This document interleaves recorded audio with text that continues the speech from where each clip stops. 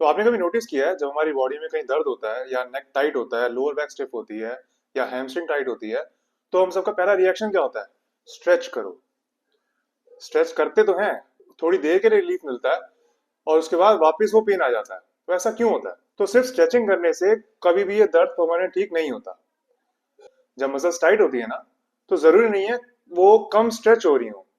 कई बार हमारी बॉडी जानबूझकर उसे टाइट रखती है फॉर प्रोटेक्शन।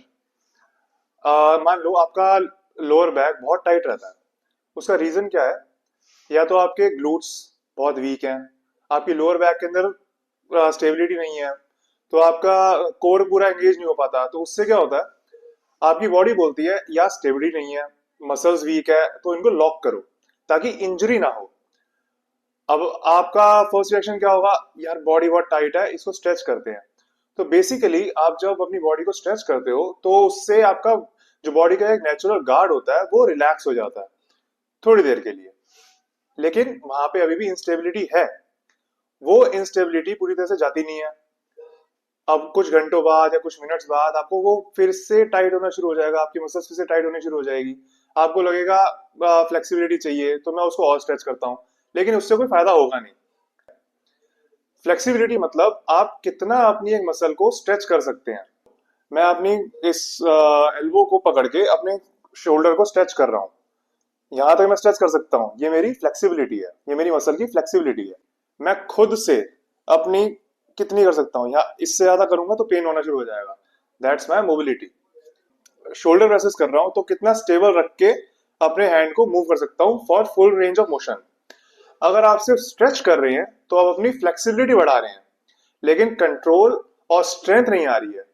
जब आप कंट्रोल और स्ट्रेंथ लेके आएंगे उसके अंदर, तो ही आपके अंदर वो स्टेबिलिटी और वो मोबिलिटी आ पाएगी। अब अगर हिप फ्लेक्सर्स को स्ट्रेच कर रहे हैं क्योंकि वो टाइट लगते हैं, आपके ग्लूट्स और कोर बिल्कुल ट्रेन नहीं करते हैं, रिजल्ट आपके हिप फ्लेक्सर्स फिर से टाइट हो जाते हैं।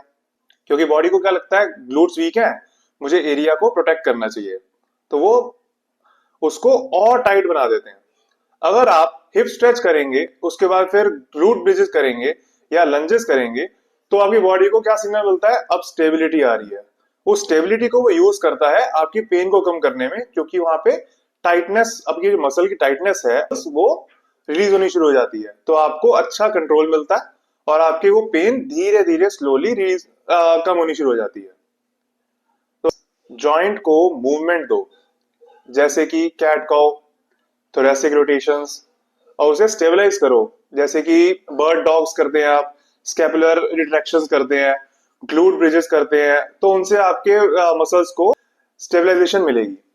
फिर उसके बाद उनकी स्ट्रेंथनिंग में वर्क करो, रेजिस्टेंस ट्रेनिंग से, बैंड रोइंग कर लिया आपने, हिप थ्रस्ट करते हैं आप, कुछ भी इस तरह की एक्सरसाइज करते हैं जिससे आपकी मसल्स स्ट्रेंथ मिले, आपके कोर मसल्स को स्ट्रेंथ मिले, तो आपके सारे जो कोर के लोअर बैक के जो मसल्स हैं जो टाइट हो रखे हैं, उन टाइटनेस को खत्म करते चले जाएंगे। स्ट्रेचिंग करना बुरा नहीं है, लेकिन सिर्फ स्ट्रेचिंग करना सॉल्यूशन भी नहीं है। मोबिलिटी, स्टेबिलिटी और स्ट्रेंथ, इन तीनों को मिलके बॉडी को पेन फ्री बनाते रहना चाहिए। अगर आपको अच्छी वीडियो लगी हो तो प्लीज शेयर करें, सब्सक्राइब करें, और लेट मी नो अपने कमेंट्स के अंदर कि आपको अगर कुछ ना समझ में आ रहा हो या कुछ पूछना चाहते हैं तो आप डायरेक्टली मुझसे पूछ सकते हैं। Thank you so much.